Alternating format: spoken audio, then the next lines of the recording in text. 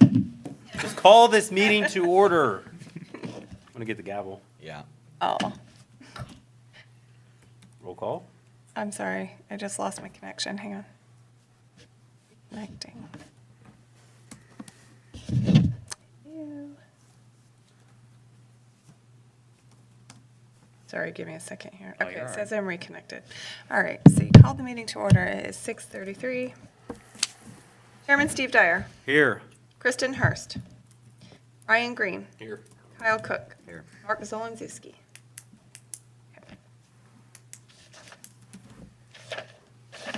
All right, any public comments not on items not on the agenda? We have a speaker. Kimberly Hughes. Hey, Kimberly, just want to remind you, even though you're the only speaker here today, we do have a 3-minute rule. So just so you know, we follow that rule regardless, because it's just the way it is. So I want you to know that when you step up here and you begin, so you know that that's what's up. Is there any time before my time starts that I can, if I don't get through what I have here, because I've spent a lot of time writing this out, so I didn't have squirrel moments, is there any other time that I can get a meeting where everybody is present and I can get through this to actually get answers? No. It's not here. Not You can that- give it not to me. That I'm aware of, but we can give it to the staff. We can, if you have something in writing, we can submit that to staff, and they'll forward that to us so that we have everything in writing. If it's more than you can get through in the Let's see meeting. what we can get through in 3 minutes. All right, I'd be Kimberly, if you surprised. could just state your name, and then thanks for coming and talking to us, though. We appreciate people like you. Kimberly Hughes. This is my husband, John. We live on 451 Park Lane. On August 20th, the city sent us a violation letter of our home regarding a vehicle on the side of the yard. My husband had currently taken on a restoration project of a 1950s Ford truck. Part of the process resulted in housing a parts car on the side of the house while we swapped over the new frame under the carport to what we needed. Upon receiving the letter, I spoke with Terry regarding the situation. I explained the situation in which I was advised that and invited Terry to stop by and check things out. He explained that he explained that he understood and the letter was no choice of him because he had received a complaint and he had to follow up with it. I asked for the name and I was told that this person was anonymous and wished to stay that way. To my knowledge, Terry did not stop by for the purpose of the violation follow-up. Although we did discuss the image taken, there was a car under a tarp and then another piece under another blue tarp, which they thought was a grill. It was actually an engine we were trying to keep out of the rain. Within a few days, we had swapped over all parts, got rid of the engine in the yard, and took the blue tarp off and secured the engine elsewhere. An important note that at the time of the letter was received, the only vehicle and issues discussed were the vehicle under the blue tarp that was in the grass on the side of the house and the engine under the blue tarp, as it was unsightly. Never once did Terry advise us that we could not restore the vehicle that was parked underneath of our carport. Post-cleanup, we received no other visits from the county or communication implying that our residence was unsightly or a point of concern. Our understanding was not that anything under the carport was an issue, but rather the vehicle that was in the grass on the side of the house was. On May 22nd, my husband picked up a second letter from the post office from the city, 9 months post the first one. The letter outlined in a very accusatory and threatening manner that our property was not only unsightly, but that we had already had conversations regarding the issue. As a result, we had 48 hours to remove all the debris and the truck from under the carport, or the city was going to pursue legal recourse as a misdemeanor and a $1,000 fine for every day we were not compliant. What the letter failed to acknowledge was that we did in fact remedy the first complaint. We did acknowledge it didn't acknowledge the progress we had made to not just the side of the yard and the carport in question, but the improvements we've made to the house overall.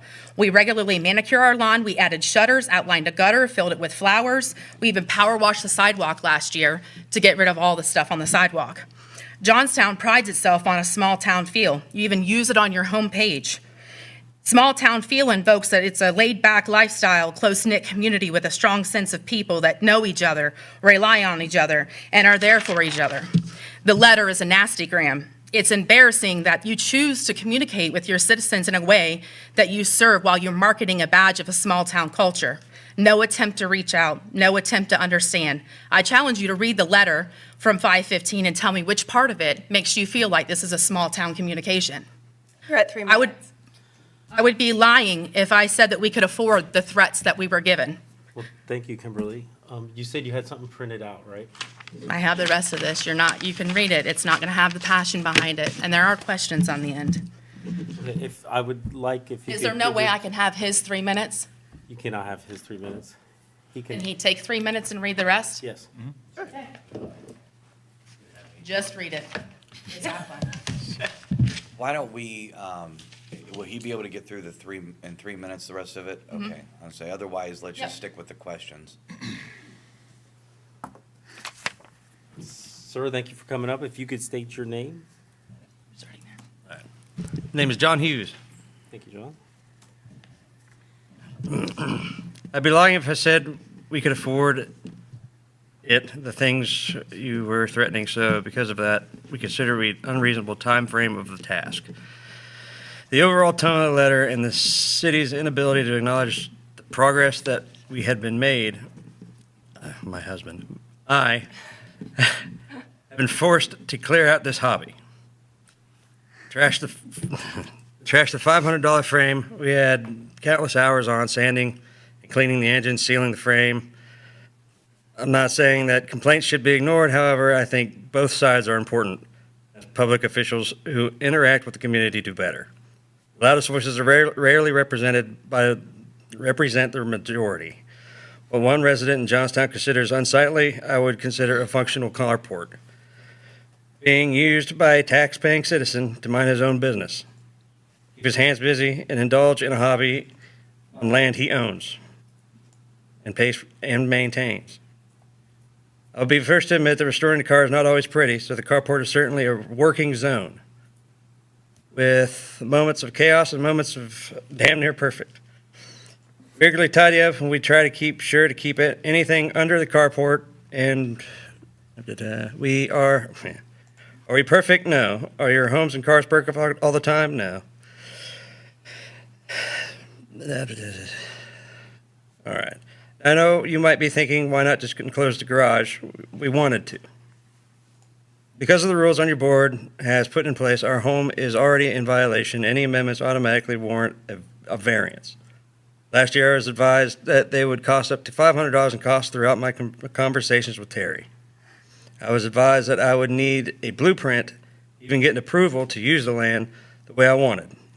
I simply gave up because the blueprint was going to cost me over $1,000 and the variance potential cost of $500 for a simple. We will think about it. Oh, for a simple, we will think about it. We were left confused and defeated on why I need a full-blown blueprint for just a simple go-ahead, and yes, you can use the land this way.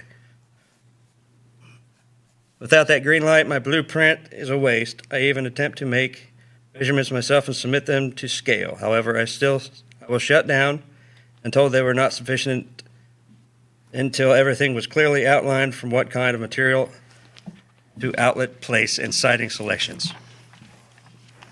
And I guess here are the questions. First question was, who made the complaint?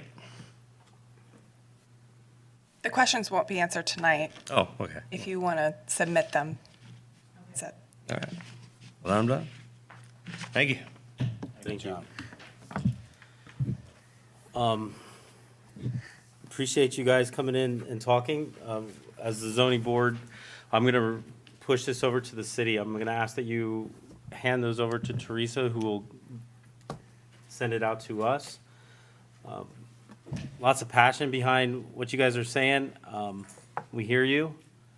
And, but I can't make any changes or any decisions tonight. And I don't know if I have the ability to, but we're gonna run it through the city and see what options we can come up with for you. What's the turnaround on that? Like, when should we anticipate communication from anybody, regardless of who it is? Well, it depends on their workload. Can you answer that? Sure, I can jump in. So, once we get the complaint, we'll definitely review it and look through it. And then I'll follow up with Terry, kind of get some background if I can.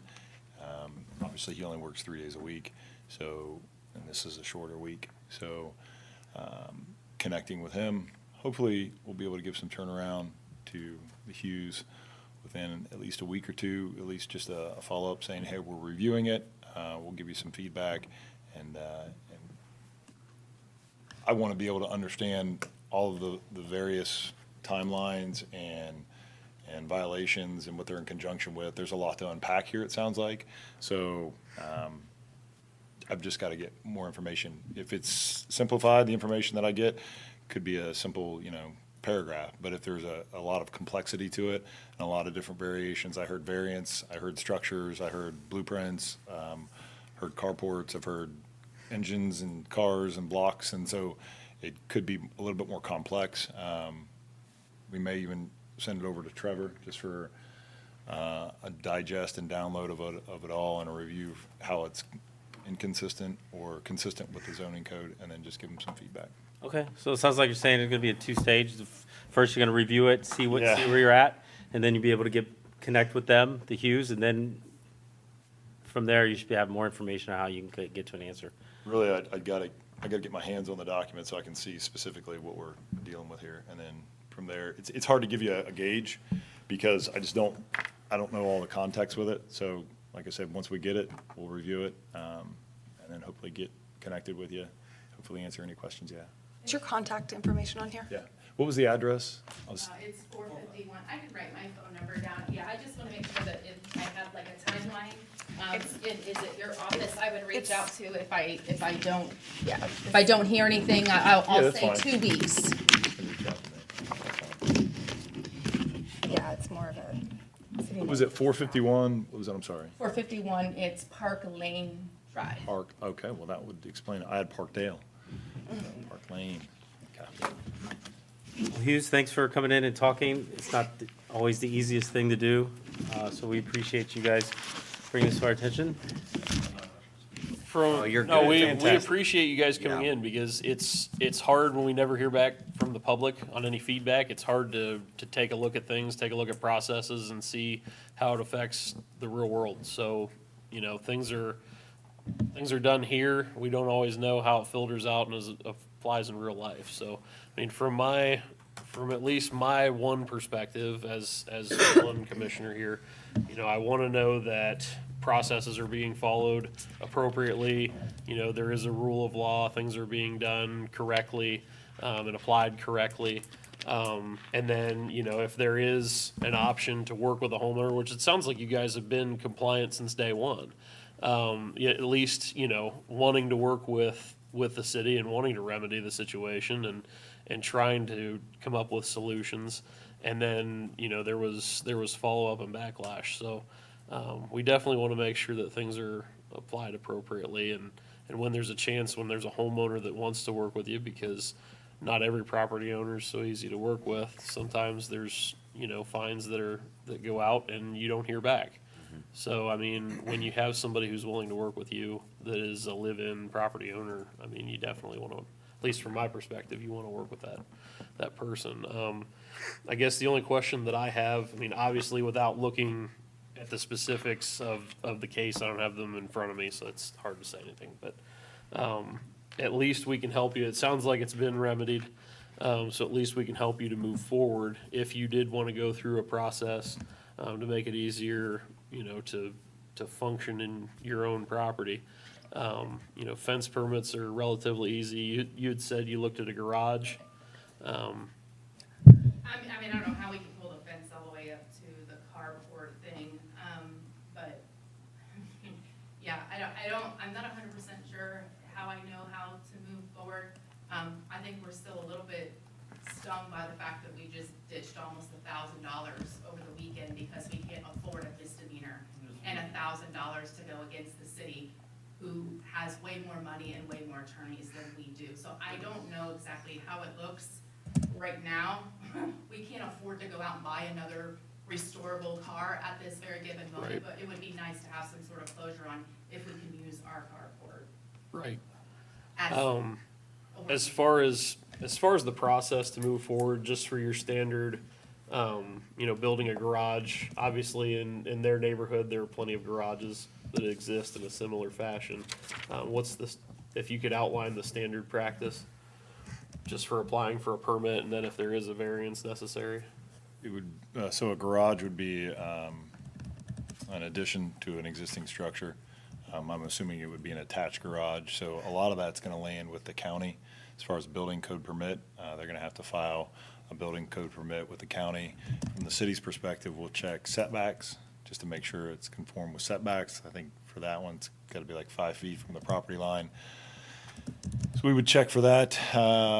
Potentially, it would have to go before the design review board for a COA application for the design of it, depending on materials they were using for the exterior. But the overall structural piece, we don't mess with that internally. That's a Licking County item. We just check setbacks and square footage of the structure in conjunction with the overall lot size, so.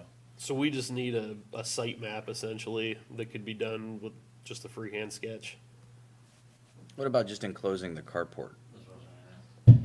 Is that still is it still the same process, or does that kind of? Definitely have to go through a COA, enclosing a carport, I'd have to check. Again, that may be Would that keep them from having to go to the county? No, because the county is the one Right. that issues building permits. So that's, any new home or addition or anything like that would have to go for a building permit through the county. Yeah, a fence would be easy because you could continue the fence down to your property line up even with the front of your house, it depends, the fence might not solve the, which, yeah, it might. Still need violation to issue. enclose it. Yeah. yeah, So, yeah. Right. Just depends what you're doing, but, you know, would help to give you some privacy. And then obviously enclosing it is a different story. I'm not sure, you know, that seems more of an original carport to that house. Yeah. So, Yeah. so in enclosure, I don't know. I mean, there's probably a lot to that. Building a garage, at least from our standpoint, if we're just checking setbacks, I mean, that sounds like just a site map where you wouldn't need, I mean, the county's gonna obviously require, you know, footers, loads, things like that, trusses, all of that. They're obviously for a real building document, they're gonna require all that, but at least from our perspective, we're mostly a site map, it seems like. yeah, we check for lot conformity, site setbacks, things like that. So, you know, green space requirements, things like that. So anything in the, whatever zoning district the applicant happens to be in, we pull up the zoning district, and that's really the items that we review. There's only about 7 or 8, I think, that we have to go through. That's generally I think once you dive into it, figure out what happened, and what their needs are, then reach out with them in 2 weeks, figure out where Yeah. they want to move, and then Sure. come up with a plan. I at least want to make sure you're left here with a realistic roadmap and had some questions answered, at least the ones we could answer today. Yeah, just general question. If I didn't have a carport and I wanted to just put a carport in, what would the permit be for that? Are carports considered, what do you guys call them? They're not sheds? Accessory. Do they fall under an accessory building? What does ordinance say a carport is? You gonna race me, Trevor? Well, I mean, I can. Generally, they're referred to, I believe, as accessory structures. So they have generally a little more lenient setbacks than like your primary, like your home would. That's about all I know off the top of my head.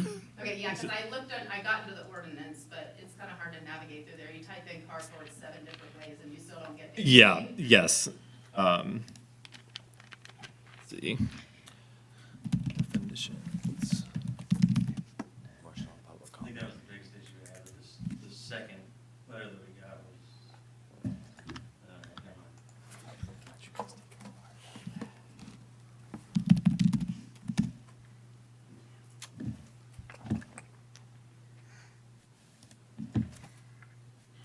I think the original question is, what is the process to getting a carport put up?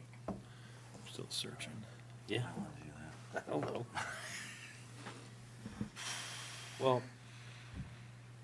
we are gonna move on, so, it is gonna be you're more than welcome to stay.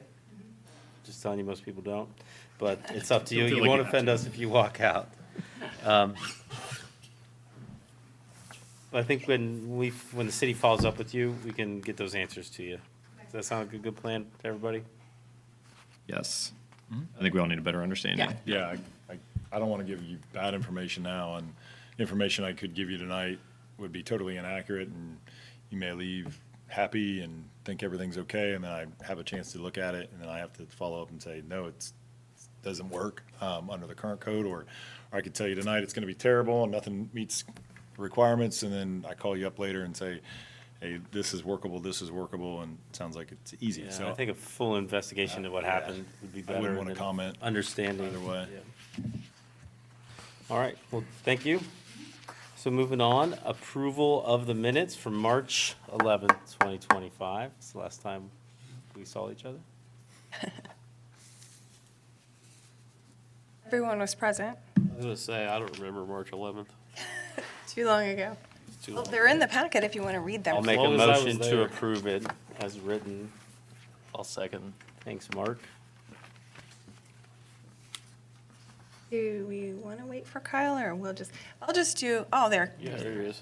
All right, We're you're approving approving the the minutes, Kyle. Everyone was present. Are all I in think Kyle made the favor? motion. Yep. Are all in favor of approval? Aye. Thank you.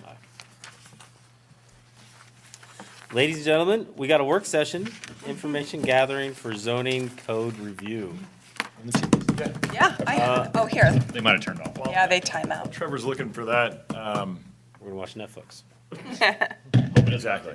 As soon as we get done, that'll be your prize at the end. Brett Favre documentary.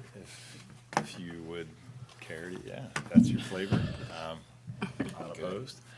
So, a little bit of a combination tonight. So, information gathering. So, council, and I believe you all have both tasked staff to investigate a little bit with the light manufacturing district and see what we can do there. I think Trevor is super creative. So that will be something that he's going to present tonight. We'll get feedback from you all relative to that. Those are the definitions, right? Like, The uses, Play. permitted uses, and in conjunction with some other pieces in there as well. Trevor, I'm stealing all his thunder, so Oh, you're I'll good. stop.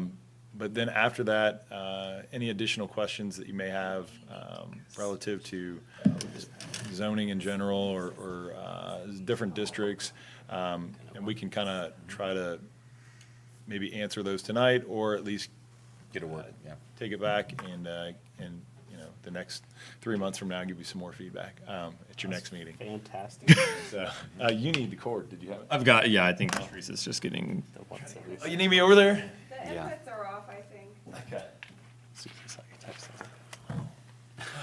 That's the night. Finished getting dinner together for everybody. Oh, dude, you should have ate. That's good.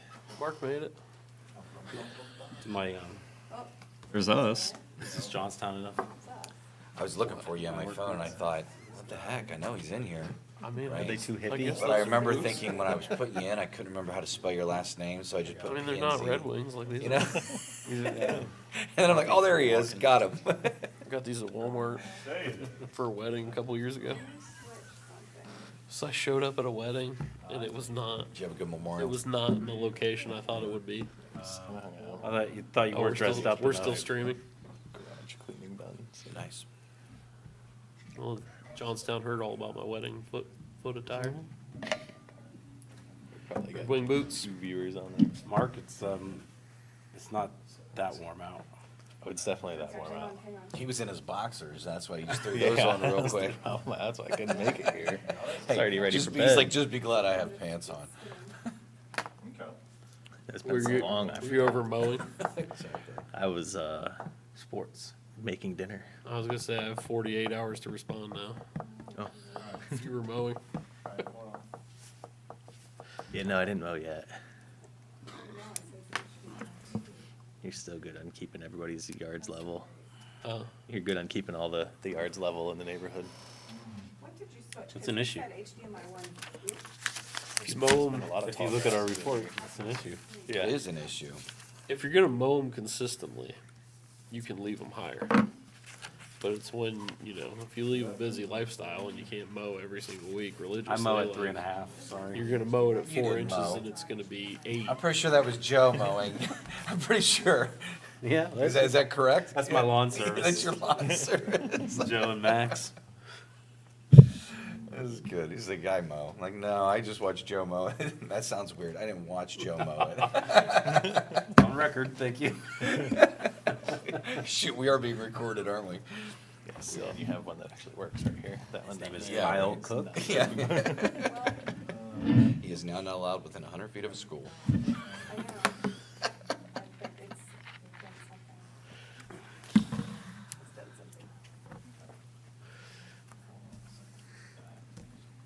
Sorry, I was talking about shoe attire for a wedding, so Oh, yeah. it's okay. It was useful.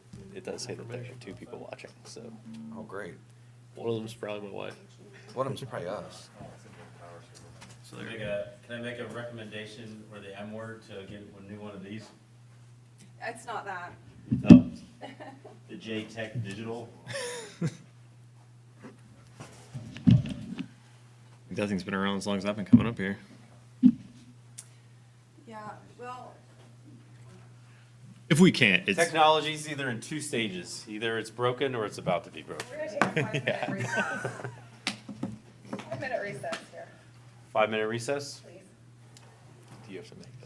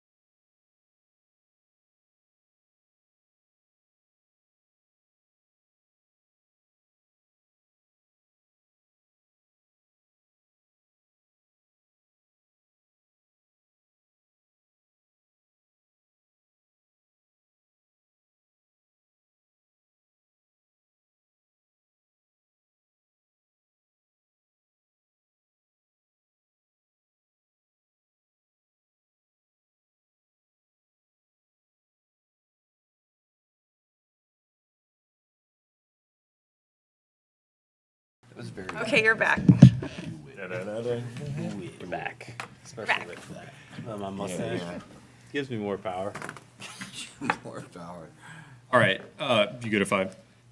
Okay, so what I wanted to do this evening is go through, last time I was up here and several times throughout the year, it's been mentioned that the current LM zoning district is a little restrictive and doesn't really align with current uses, what is being proposed for the buildings that are out there and that sort of thing. So what I want to do is kind of go through where LM zoning currently is within the city, how it aligns with the comprehensive plan, and then get your all's take on what you would like to see, and then I can walk through what we've proposed thus far, and we can walk through any just kind of any comments you have on that.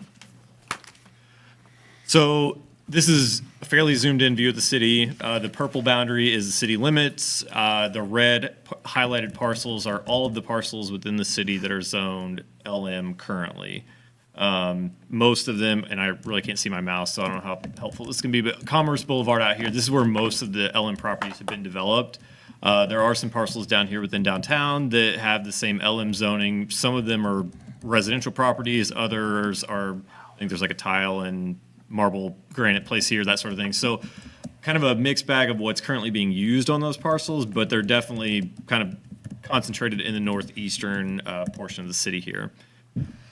Clicking over to the next one, this gets a little bit difficult to read, at least from back here, but basically most of the parcels that you have in the employment land use, which is in the gray area there, are the ones that are currently being used for industrial purposes. There again, many of the ones within downtown are not used at all for industrial purposes. There are some, but I would say the majority of them down here are really too small to be useful for most, especially modern industrial uses.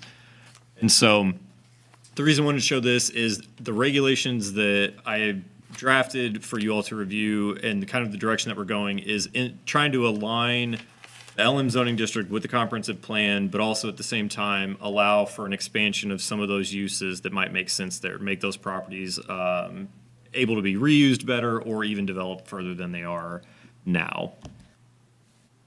This is what I had heard up until now, and feel free, we can tack things on if I have missed anything, but really the primary concerns that I had heard were that there are limited allowable uses within that LM zoning district, and a lot of what's allowable under the manufacturing use, under conditional uses, don't really reflect what has been presented to the city recently, and so really isn't useful in that regard. I'm going to stop there for a minute. Is that kind of, am I on the right track there? I feel like that's generally what I've heard, but I also wanted to take a minute and let you all fill in any gaps. Yeah, I concur. The only other item I would say with light manufacturing that we did discuss was the part that does butt up to residential, which I'm sure that you got that on there too. Okay. Yeah, right now you have pottery figurines, novelties, appliances, Yeah. Right, that's the light modern- sheet metal products, grain elevators, and mills. Right. So kind of restrictive. Yeah, and I don't disagree. I think that, sure, you could, some uses would still use those things, but it's not really what I think is happening in this area, not just within the city, but kind of everything else that's happening right outside your city limits. What you have currently doesn't really align with what you might need in the future. So The employment types of uses reflects what's kind of been trying to get in recently. Is that what that means? sorry, what? The employment types of uses. Yeah, so basically the light manufacturing district has always been kind of as like the employment base, like that's where most of your jobs, that sort of thing are. But the problem with the way it's written currently is just that it doesn't really align with modern practices. So people come in wanting to do employment-based or kind of light industrial uses. The problem is the code doesn't really allow them to do that. I think a lot of the modern, well, definitely a few of the modern uses are listed as conditional use too. They are. Instead of just a standard use. So when you're marketing your property, it does get a little tougher sometimes, I think. Sure, because there isn't that by right kind of, you have to go And through. if site selectors, it seems like if site selectors see any potential roadblocks, they just keep going because there's plenty of sites out there, especially if you have a wide enough. Oh, sure. It's always the path of least resistance generally. Yeah. I think that reflects our understanding of it, so. Yeah. So the direction that I took, keeping in mind, again, the comp plan was just adopted in 2024, so keeping that in mind in the future land use map there, allowing some additional uses on any of the parcels that are 2 acres or larger and that also have frontage on and access from US 62, Commerce Boulevard, or Greenscape Court. And I have a map I'll illustrate here in a few minutes. Another thing that would accompany this is a requirement for a traffic study for any new development that's over 20,000 square feet. The reason for that is, as you all are aware, the TID is Yeah. already spending a lot of time. Yep. I think you all, I like city needs the ability to review traffic impacts, especially for downtown, given that all of this zoning basically is northeast of the primary intersection that's under the most stress currently. I feel like it's necessary to you all to have an understanding of that before you make any decisions on kind of what should or should not be built out there. So let's see. So the way that I'll pull up this map and then I'll pull up this Word document. We can go through it. The way that this is written, basically now out of all of those LM zone parcels, the ones that are now highlighted in red are the ones that would have these additional allowable uses applied to them. So basically the tech property there on the north of 62, and then also basically everything along Commerce Boulevard. And so it hits kind of the properties that seemingly have had the most interest as of late anyways, that have had the most requests. It would update the allowable uses, and then along with that, and this is kind of blurring the line between projects, but the design guidelines project that we're also working on, the path that we're going on that is just to adopt standards into the zoning code so that the design review board won't really review things out there. There will just be a very clear set of standards that all development have to meet, and that will be reviewed by staff. So with that, I'm going to pull this over. I know we're gonna kind of get away from conditional usage out there, but if we do continue with conditional usage, can we make sure that the COA is on conditional use? Oh, sure. I think you can do that, and also I'm not necessarily trying to do away with conditional uses. I certainly think that there are things that should have to have extra scrutiny applied to them. I think the goal was to kind of maybe loosen that valve a little bit compared to where it's been currently. Right, So, yeah. but I think if we're gonna have certain uses that are in that, attractive. COA helps, I wanna that be COA attractive. helps everybody to ensure that you're getting what this is you like a intend to Twitter get. page. It does, and the way that Thanks for dumbing it down. I'm trying to think. Any deviation from, like, if you didn't want to meet one of those standards, it would fall to a typical variance criteria, so that kind of raises the bar too on any deviations there. Sorry, this is gonna be difficult because I can't see this on my screen now. I'm sorry. No, you're good. So as we're going through here, I'm just Do you want to move up there? I can't see it from here either. I'm gonna scoot up too, Trevor, that way we're both old. Okay. So, Mark was a female. except for I'm gonna. So in here, none of the existing uses have been pulled out, and that's important because we're not trying to take any allowable uses currently that anyone has on the property. We're not trying to take any of those away. Yeah. We're just trying to expand on certain properties what is allowed.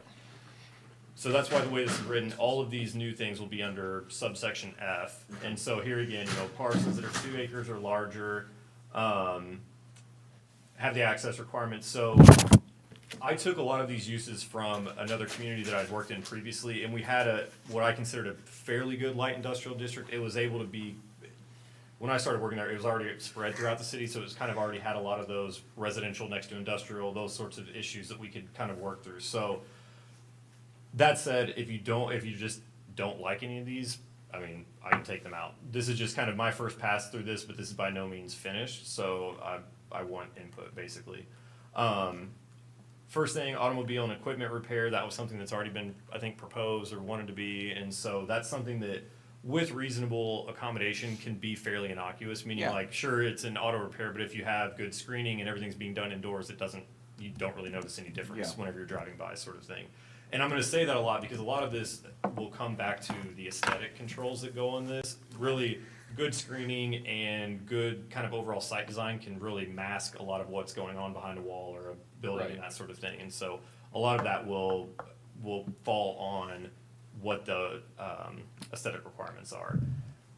So first one, automobile and equipment repair. Second one, dry cleaning plants. This one, it's pretty common. I don't know that these are all that common anymore. I think dry cleaning used to be a bigger thing than it is now. There's like two in the region. You got Martin and you got the one out of Newark. Exactly. Graphic printing and copying services, repair and service for small equipment items. This would be, as in the definition. So appliances, lawn equipment, other similar stuff like that. Generally, everything's done indoors, and that it does differentiate from other things like automobile repair or other equipment repair as well. So just trying to add some additional definition in to your allowable uses. Screen printing shops, upholstery shops, veterinarians, bakeries and confectionaries. This wouldn't be like your typical storefront. This would be like a production facility that wholesales to other people. Yeah. Now, under veterinarian, do we need to get more specific with that so we don't end up with like a slaughterhouse of some kind that we don't want? Or? So I always try to, when I'm writing anything like this, if the state already kind of regulates an industry, whether it's like, like the state heavily regulates assisted living facilities, stuff like that. If they have definitions and things like that, I generally default to that because more or less the state usually has. If you ever were to get in a legal battle, normally the state's definition has been vetted, and it's kind of like, why did you deviate from that? I just want to make sure because we already have a few animals that get out a couple times a year, so it's something to think about. It's defined right there. Definition defined in 471. They run the backyard. Yeah, I think. So, Yep, if that's what you're Wow, worried I think it's about. very cool. I'll look and see what the Ohio Revised Code says. I just want Yeah. to make sure. We might like it a little bit better if we add some of our own. So laboratory was in as a conditional use. I moved that up to an allowable use and refined the definition somewhat just to clarify what generally fell under this use. And again, one of the requirements, I'm gonna take this out of this definition because I hate requirements and definitions, but one of the requirements of the overall zoning district is that everything has to be done within an enclosed building. So that way, that keeps someone from just buying a piece of property and saying like, oh, I'm just gonna store a bunch of stuff out here, or what, it's like, anything that you wanna do with that, whether it's repair related, testing related, whatever it is, it needs to be in a building and, have that sort of established, look to it. Light manufacturing, this is one that I think we will need to work through. I kind of always think of light manufacturing as using pre-made products and you're finishing them or assembling them or doing that sort of thing. You're not melting down aluminum and casting it on site. You're not doing that, but you might take an aluminum part and attach something else to it, to make another widget sort of thing. I can come back with other definitions of this. I think that it gets difficult to say the least, because you're kind of getting down to splitting hairs in certain areas. So that being said, I'm 100% open for input on this and that sort of thing. But I think that this gets to a lot of not a lot, but I think some of what's been proposed in the past would have fallen under this sort of definition. And there again, it may be okay to not have as high a level of scrutiny on the use if we know that the site itself is going, at the end of the day, the site is going to look similar and screen those things that aren't desirable from other properties, especially residential and things like that. Moving forward, machine shop, fairly straightforward. Normally any like metalworking, that sort of thing. Woodworking would also fall under that. Mechanical service and repair.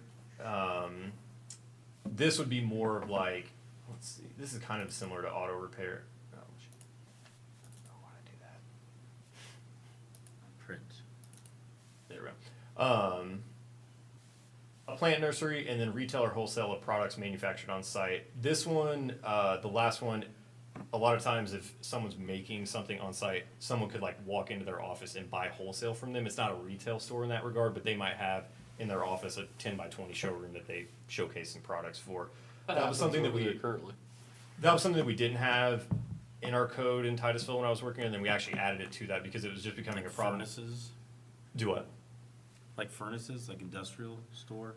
That, or even like, we had a manufacturer that made lighting fixtures, and so they had a very select few of their own lighting fixtures in their front office, and you could walk in there and buy them, but that's not how they sold most of their product. Most of it was online. Manufactured on site. Yeah. That's the How would key. that Yeah. work, and this is just, hypothetical, could the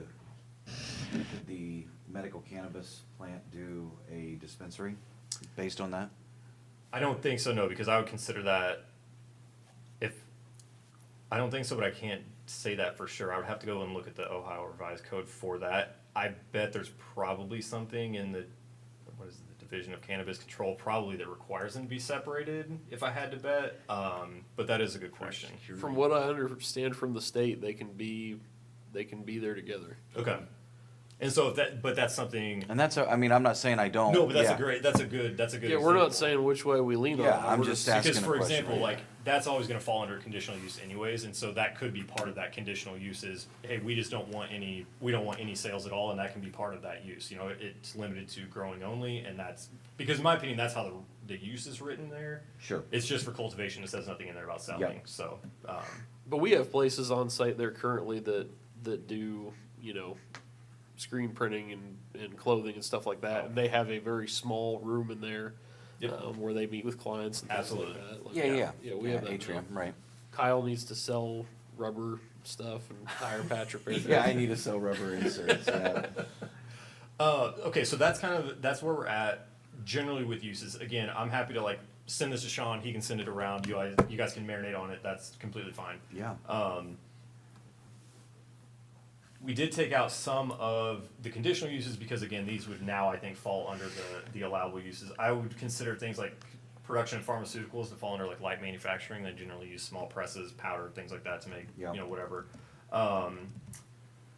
This kind of, to me, this middle one here, products for the following previous prepared products, this to me is very similar now to what the light manufacturing would Okay. fall under, using something that's already been kind of pre-processed, and you might be changing it or adding to it, but you're not kind of making raw materials there on site. So there's a slaughterhouse, I see. Yeah.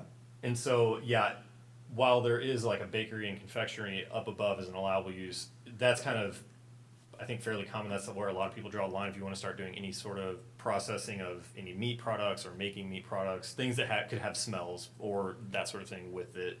That generally then falls under a conditional use just to allow, again, Us to better see it. oversight, a public hearing process, that sort of thing. Laboratories, they're gonna move that up to allowable uses. The thought there being, if everything's done inside and they meet all the other criteria, how's that any different than, you know, any of the other uses that are going on? So that's basically the end of changes of the use themselves. So I just sent a copy of this to the design review board last week, so I haven't gotten any of their feedback on this yet, so this is likely to change, but, I was in the dark on that one. the aesthetic requirements, not a lot changed. Too far.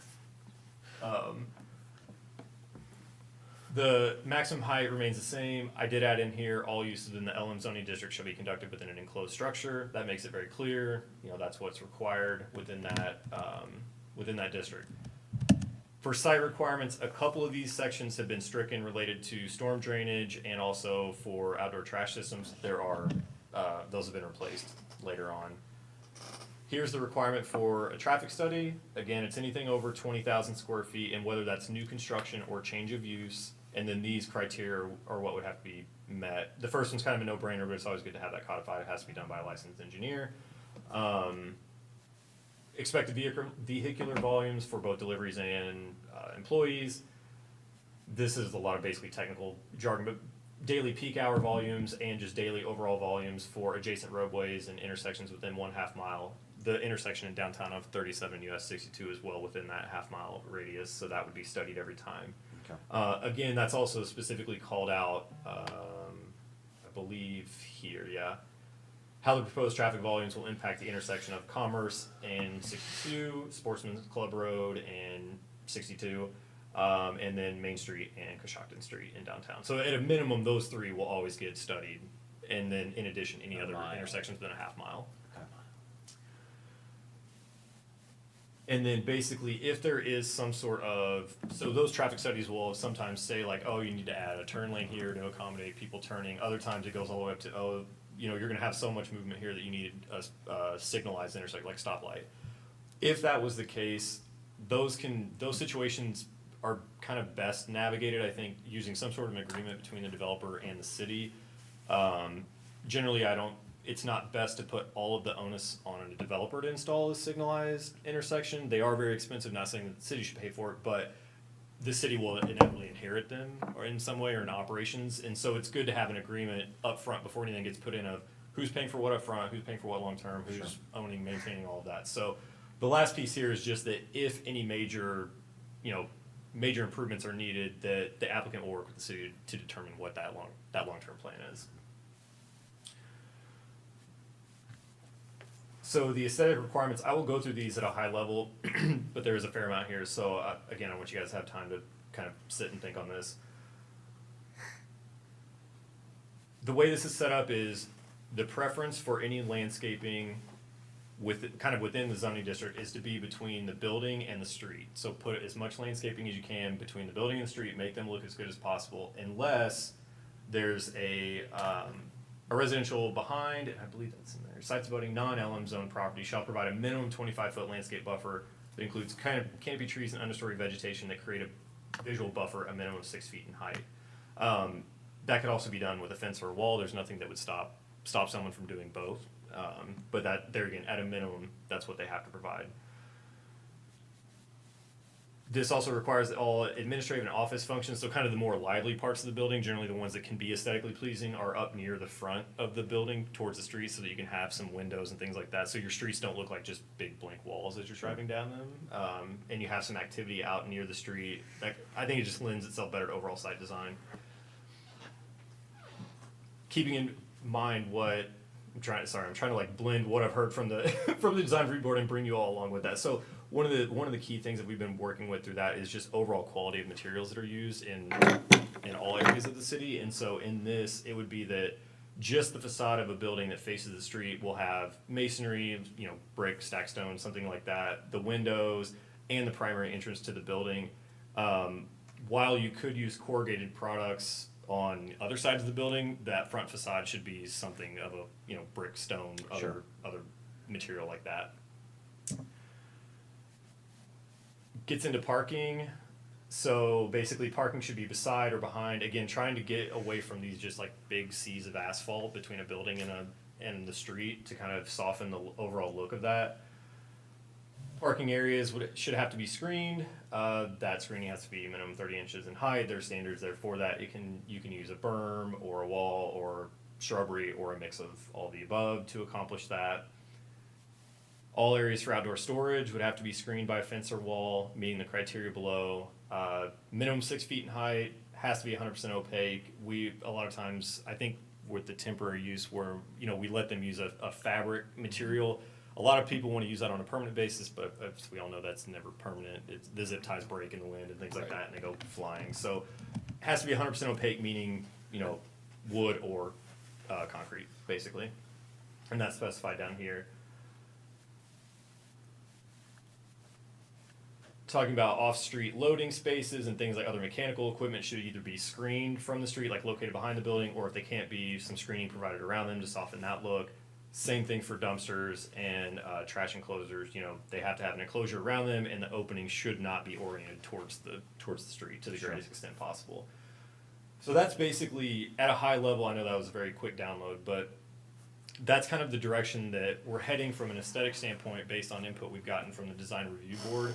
I felt like in this case, the reason we went this way versus just having some design guidelines in the design review document that we're putting together is generally what the focus is in industrial areas is pretty straightforward. It's really like, make sure your parking lot's looks good. I don't want to see all your stuff behind your building. Put up a fence or wall for screening. Buildings should be designed at least along the front facade to be attractive and those sorts of things. So that's really what we're going for, and those are straightforward enough that we felt like it would probably be better to just have that as a staff level review, and then if any deviations for that were requested, it would be treated as a variance, which would come before you all. So there's always that out. I hate saying there's that out, but there's always like an appeals process, basically. So that's where we're at currently, and I'm not going to ask if that addresses all your concerns because I just gave you a lot of information at once. But I just kind of wanted to make sure we were at least headed in the right direction there. It looks pretty good. I definitely want to take a look at it. Absolutely. See what jumps out at me. The only thing right now that jumped out at me, I would run it up against what we've done in the PD district. In terms as far of- as usage in certain areas of the PD district, just to make sure that we're not losing out on anything. The other thing that I had thought about previously with this, obviously, and I mean, we've kind of addressed it in here with buffer areas and screening and all that, but certain usages in certain areas. So whether it's up against residential or up against a road or smaller lots or however we draw the line. Requiring a bigger buffer along those? Well, no, I mean, kind of how we did the PD district where we have certain sections and we say Oh. these uses are allowed in these certain areas. Maybe going along those lines because I know we're talking different parts of the city. And certain parts of the city are just not gonna work for certain businesses. Oh, no, 100%. And I agree with that completely. And I think that's why really these changes only would make changes to these properties up Right. in the Northeast. Nothing else. Yeah, which I'm good qualifies. with, because Yeah. I understand light manufacturing came all the way down almost to Main Street, Yeah, which it does. that's insane, because that is completely different than the business It district is. proper. Yeah. And this basically acknowledges that without creating a whole new Yeah. zoning district and all of that, so. And we're gonna get, if we do that, we're gonna get a lot of pushback there, but actually messing with the business district proper, I think you're gonna get a lot of buy-in from the current users that are there and people that wanna move in. Other thing that I thought about was, I've seen them do this in like Plain City, Dublin kind of area up there, Okay. where they add, because we're talking large facilities up there, they add a sports element, recreational element to it. Interesting. Okay. Where I've seen, ice hockey or field usage, lacrosse, I've seen them do that up there. Okay. I don't think that it's against, obviously it's all gonna happen inside of a building. So if you have large structures up there where you could fit in Yeah. a field inside of I'll there, take a look at that, because I hadn't really thought that was about something I was thinking about. It's kind of, yeah, they look for the same thing, like they're like Right. big box. They're gonna look for So, they're gonna look for the same They thing. don't want brick on the front. No, they won't, but. And that also solves an issue that we have here of field space. So, I have a question. Yeah. So, how do we identify the two spaces? Like, how is it? Is it are maps change? How would a buyer know? Like, oh, I can build this here, but not there. It should be part of the overall property research. I mean, I used to get, when I worked in the public sector before, one of the things I did routinely was called zoning verification letters, and they were from site selectors or other commercial real estate brokers that would be like, I want a report as to what I can do on this property. And so we would say, your zoning is this, here's the sections of the For code. specific properties. Yep. And Oh, so, okay. yeah. So early on, they would know this Yeah. is. They should. I mean, anyone that's properly doing their property research should know. Oh, this property isn't on this street and it's less than 2 acres. I can only do X, Y, and Z. And all these changes will only affect those two areas and not. Correct. Correct. Yeah. okay. And this is just so That's fantastic. Yeah. maybe a different way to explain it. There will be no changes to the zoning map itself. This would just be a change to the zoning text, like Right. what's adopted there. The map will look no different. Okay. Yeah. Trevor, would you say the uses that you looked at and when you were reviewing this are generally lower traffic count uses? I mean, yes, for the most part. I think there's always gonna be an unforeseen case where it's a use that we've seen 100 times, but someone does it differently and they generate maybe more traffic than we're used to. But I think that the requirement for the threshold of a traffic study, I wanna do a little more research to make sure that square footage number is correct, cause that was kinda, Sean and I had just talked the Yeah. other day, and that's seemed reasonable, and the reason that seemed reasonable to me is, well, I guess all the numbers in there, the 2 acres made kind of the most sense, because when you think of what's been proposed lately, a lot of it's been 20 to 40,000 square foot buildings, that's an acre already, 43,000 square feet. So then you add parking, stormwater, and any sort of setbacks, you're already at 2 acres minimum for a site. And so that's kind of where the 2 acres came from. And the 20,000 square feet was kind of like, probably any development of that size, a lot of it's gonna be new, but if it's also changing, like, let's say that, I don't know, Curaleaf went away and someone else went in there, that's more than 20,000 square foot building, that would be a good time to look at that and see, okay, what's going in here and what kind of traffic impacts are those gonna have? With the traffic, if a traffic study obviously would be required, if it came back and it's unreconcilable, what I mean is the improvements were so large Yeah. that had to be done, would that give us the ability to not permit the use? If the applicant said, hey, like, the traffic study says I have to put in 2 stoplights and we're just not willing to do that, then you don't have to approve their site plan. And I wanna confirm that, but the other piece of that is, this is where you and I had talked, trying to contemplate, the first person comes in, absorbs a large portion of the capacity of traffic. The second person comes in, and whether he puts an additional 4 cars, or 10 cars, or 20 cars in, the user prior to him absorbs absorbed all of the capacity, and then Ooh, the that's rest tough. of it's no longer usable because of the traffic capacity. Right. Because the lift is too heavy, because the next improvement would require, my God, Yeah. right-of-ways upon right-of-ways. So that's something Trevor and I are still trying to reconcile. So when we're looking at this, traffic isn't alleviated specifically because of that one minor piece, Right. but it's still something we have to look into consideration. Obviously, we don't want necessarily office Right. back here that generates a lot of traffic. So Right. we try to stay away from some of those whenever Trevor was doing this, and maybe there's some things that we could isolate and look at a little bit heavier. But I love the piece, and Trevor didn't hit on this too much, but I'll pat him on the back for this. It's really unlocking the area that's currently developed. I don't know if you guys caught Yeah. that or not. So the other area that's not developed, it still keeps that relatively restrictive. With the area that's currently developed, it generally has sites on it already. Those establishments are in there. So when you're looking at risk versus reward, if this were to expand all the other area, I would tell Trevor, this is a big concern because you're gonna inundate the amount of traffic that's gonna run through there. So I love the way you put it to where it's specifically for US 62's commerce, and you didn't put in sportsman's club, because that doesn't allow, and you didn't put, and you put in greenscapes, but it doesn't allow for, is the other one, Endeavor. Endeavor. Right. Yeah, I think it's Endeavor, because that would unlock all of these uses in those areas, which is inconsistent with the comprehensive plan for one. But also the amount of traffic that you would increase by almost doubling the amount of light manufacturing area allowable for these is rather large. So I thought that was clever that Trevor was able to introduce that. So if we're looking at risk, really you're looking at existing buildings. Yeah. And existing buildings is just a repurposing of sorts. Okay. So there's not a silver bullet, but I think we're getting close, and I think with some refinement, we can address some of the uses that maybe are just a little too risky at the moment from a traffic study, and we possibly put those in as a conditional use. And that way, it's not an outright permitted. Right. But something we can consider. So there's a lot of options here. And as we're going through, your code really is not written this way now, but if we wanted to, like, if there's a use that was concerning, to Sean's point, and we want to make it a conditional use, you can specify unique conditions for each individual use if you have specific concerns. So like for a food processing facility, you could just say that, like, you just didn't want any meat processing, or whatever that might be, or if there was a conditional use process for that, you could have better scrutiny over, like, okay, well, how are any waste products handled? Are they stored inside or outside? How are they offloaded?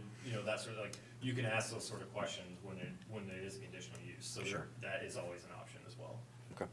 Yeah, hypothetically, of course, let's say somebody wanted to do an equipment rental. Sure. Hypothetically, use back there with 30 loads of semis a day, 20 loads of, vans, and Right. and then a retail component to it as well. Yeah. Obviously, probably not something we want to put into the provision. The other piece of that is when you're looking at maximizing land valuations, there's only so much of it, and you want to create great economic development opportunities. So if you allow for a use that has low employment numbers, that building can no longer be unlocked for maybe a different type of use, which is maybe R&D research, or jobs that have a little bit higher range. So those are things to consider too. Data centers, obviously. Right. We would not want to admit back here. Right. It doesn't have employment. This area also doesn't have the ability to do NCAs, and CRAs are already by right, and I'm working through some strategic hoops to figure that out. More to come on that at a later date. Okay. But so if there's questions, bring them up, and if there's probably some rhyme and reason as to why some things aren't included and some things are. Some of it has to do, like I said, data center checks a box for no traffic. Right, but no But it also employment checks No either. employment either. Yeah. And we don't have the electricity to pull it off. Yeah. Right, well, that's. That's being addressed by AEP. Yeah, that's somebody else's problem, but Unless another key was unlocked to allow for data centers, then it might be a use that's desirable, but then you've got to get NCAs. And so those are other things that if you have it down as a restrictive use now, you can request those probably at a later date. If that company had a desire to locate there. The other thing is it is an extra hurdle for them to go through the process, but the paint manufacturing company stuck with it. It was a great location for them, and they could have went a lot more places, but it's not an impossible piece. So you just have to figure out how far your risk versus reward wants to be. If you want to err on the cautious side, have more restrictive uses, and then they can come in, takes 2 to 3 months, and honestly, the due diligence period for these particular sites that are going to be purchased and redone, that's well within the 3-month period of the due diligence process. And if nothing else, even if we, let's say that we go through this, we have the list of uses that we think is great, it gets adopted, and the next week someone comes in, like the paint manufacturing company's like, crap, we never thought about that. At least the site standards have been adopted, Yeah. and that path of, here's where we're accepting additional expanded uses, and then if you wanna reconsider that allowable use list again, you can certainly do it within that new framework that Yeah. we have, so. And that's always my biggest worry in zoning is what inadvertent Pandora's box did I just allow to be open? Oh, yeah, I mean, that's, What, the fear of the unknown, right? There are things coming to Central Ohio that we've never contemplated, that they've looked at in other places and our experts have never even contemplated it. So, that's something we wanna look at. With that picture there, I want to do that. What is it that they're bringing in? you don't know. That's the thing, like, we said, look, 40 years ago when they did the zoning that we're looking at today, they had those uses. I know, Think they yeah. thought Intel was coming? They didn't have marijuana down there. That's a good They point. didn't, marijuana, you One were, guy did. One guy did. yeah, marijuana, you Hi, were, that guy. Yeah, hard it's not feathered marijuana, I'm for it. sorry, it's something else. but Yeah. looking at that rendering there, and I know where it stems from, but, so, our comprehensive plan lists housing over there on the right side that goes out Sportsman's Club. So, one of my questions is, obviously, over a long enough timeline, Yeah. everything develops into something. Housing is gonna bring an awful lot of traffic as well. Yep. You're not wrong. No. However, I will say that However. Trevor and I talked about this. with residential traffic, I think that kind of a planning 101 no-no is don't mix industrial and residential traffic. Right. It's not good for anybody. But there is still room, I think, in your street network here to allow everything here to keep funneling out on Commerce. But there are stub outs down here that should absolutely be used. And even connections over to, what is it, Jersey? Like, there's, or Douglas, there's opportunities to work through and connect in some residential connections back here that would make some sense. Sportsman's Club could probably, 2-lane roads can, by engineering standards, handle a lot more traffic than I think most people think. But as soon as you start giving people an opportunity, maybe a couple exits on Sportsman's Club and a couple exits down here, people down here would be mad temporarily, but that's what stub outs are for. That's how you grow a city, is to have a stub out, you connect to the stub out, and you Yeah. keep growing, Sure. so. If you go right down, I can't see what road that is there, but the furthest down red line there in the center. This So one? go over to the right. This, Yeah, so there's a stub out in that neighborhood that leads out through to Sportsman's Club. So that neighborhood to your right there, where it's like a farm field now, over here. that's currently being built in right there, Oh, south okay, of that, yeah, yeah. south of that tree line. Okay. There's a stub out that's there that would allow for a neighborhood to go up to the- Sportsman's Club. Yeah, Whereas in light manufacturing, you're still looking at one ingress and one egress unless you blended the residential, which is what we're trying to alleviate. Yeah. However, if the residential were to exist on the right side, and granted, whenever you look at residential over there, you have to look at infrastructure. So is it a high-density residential? Probably not. Right. It's gonna probably be a lower-density residential, but it's still a residential nevertheless. But blending that residential in with other existing residential, or using another relief valve that could be introduced along a property line, that's gonna be an outlet on the Concord Road. capacity, but the developer then has to take care of that. But then you've got three forms of ingress and egress, and really, I think it's to get them to 161 if they're typical residential, they have an employment, they're probably employed in the Columbus region.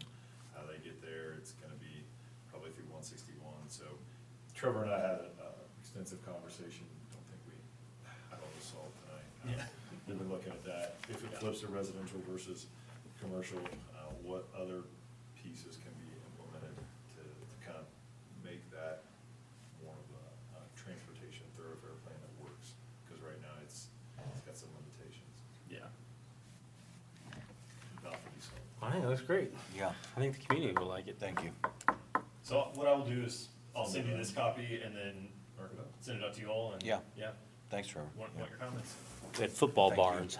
Football barns. Honestly, they look for the same kind of building. Yeah, I think that's I important. just never really thought about that, but you're right, Ryan. That's not a bad idea. Sports. Sports. It's not an unattractive business. No.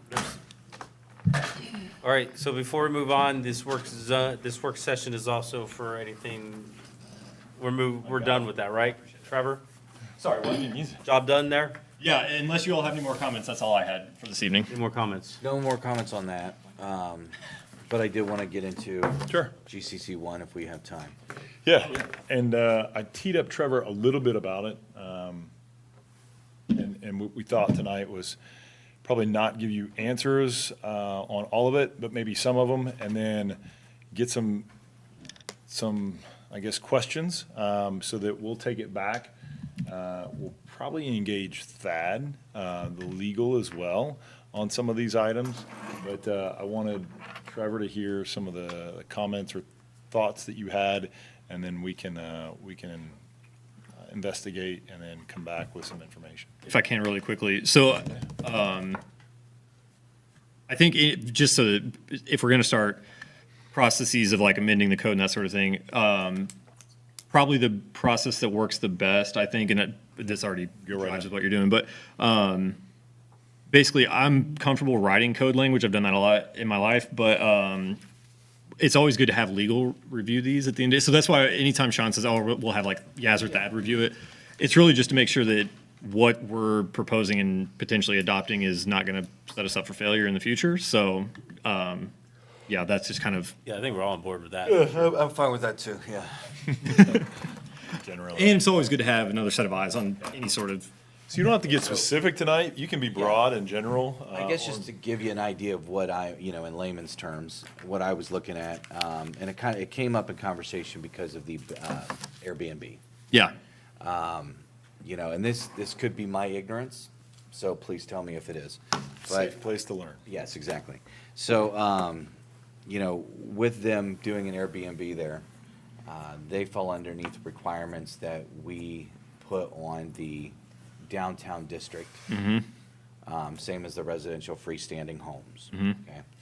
So in order for me to have a business where I live next to the meat market, I have to have a certain amount of parking. I have to have a runoff. I have to have lighting. I have to have all of these requirements that are required of the downtown business district. Yep. And that's fine. I'm all for following rules. I guess my big thing is that if I want to do that, and then my neighbor wants to do that, and then my neighbor wants to do that, then we end up having an entire block of pavement. And we ruin the aesthetic of when people do come into this city. Sure. And it ruins property values and things of that nature. It also deters people from having a business within that home. Sure. While still wanting to make that home look presentable. Right. So I was hoping that there would be a way that we could split the business district, everything that's connected on Main Street, so from Pratt to 762, right? Okay. And then split that from the freestanding structures as far as the residential homes. And I guess we would even have to get nitty-gritty with it because like shortstop, or things like that would still fall within that district, but it's freestanding. So I don't know what that would do. I don't know if that's just getting into worms there. And I said shortstop, but I meant, you know what I mean. Various things over the various things that have years. been there. Yeah. So Said shortstop to me. I had no idea what he was talking Sorry. about. Where the dog grooming place was shortstop when Sean and I were kids. Previously, video exchange. Video previously exchange, liquor yes. store, previously Love flower video shop, exchange, yeah. previously church office. Yes. VHS tapes? Oh, yeah. Yeah, you can even buy cassette tapes. I got a Motown Philly. Anyways, go ahead. So I think I would want to do a little bit of research on that. That's a completely reasonable request because I think that what you're getting at is allow the buildings to change use over time, kind of as to what makes sense, even if that means someone's living there and running an office out, a law office, whatever. If I had to bet, most places that have that and have been able to maintain their charm have just basically gotten rid of a lot of the. You can't get rid of stormwater requirements, but most of the stormwater is generated by putting in parking. Most places just do away with parking requirements. Like, for certain districts, especially in areas where there's some shared parking lots or you have the ability to on-street park legally. Right. So on that note, before we continue, is there a state requirement for a specific amount of parking depending on the businesses you have downtown? Not a state. It's really set by the board. Normally, it's all, there may be very, like, niche cases of that, maybe for, like, specific, like, a nursing home I could see having to Perfect. have maybe by the Yeah. state. But generally, no, like, the amount of parking that's required is pretty much up to the local jurisdiction, for the most part. So that would take care of the situation for most businesses, but let's take the Airbnb, for example. Right. I'm not dying on this hill. I'm just saying, if we take that, for example, they can only have a business upstairs. And I think that's the way that the city's code is written more than Right. anything, yeah. Yeah. And so, short And term. that's definitely great for downtown. I don't want Yeah. anybody to have residential downstairs. Like, we all agree on the downtown part, right? It makes it, Like, we all know what we're talking about. the GCC Yeah, I'm one still makes trying it tough because you So- have different types of buildings in there. Right, That's so what makes as it far tough. as the downtown, when I say downtown, I'm just talking about Yeah. the strip. So from Pratt to 72 on both sides. So It's all you've got brick from buildings. Bishop Scoville all the way to Posties, and then you got whatever was next to Shoals all the way down to the I Place. MVP. So that stuff I consider different than everything else that's in the residential area. And I'd argue that, that's the way this board's been talking for the past year. Oh, longer than that. 2 years, longer than that. I mean, when we had our zoning code update, we But- tried to break Is it possible to, we tried to break that out as a separate zoning subcategory. This is challenging because I think from a use standpoint, it's kind of I'm not gonna say free for all, but there's a lot more flexibility, or you all would support a lot more flexibility in uses within downtown because it's downtown. Like, it's fine if you have an office or a home or whatever. We're not so concerned about that.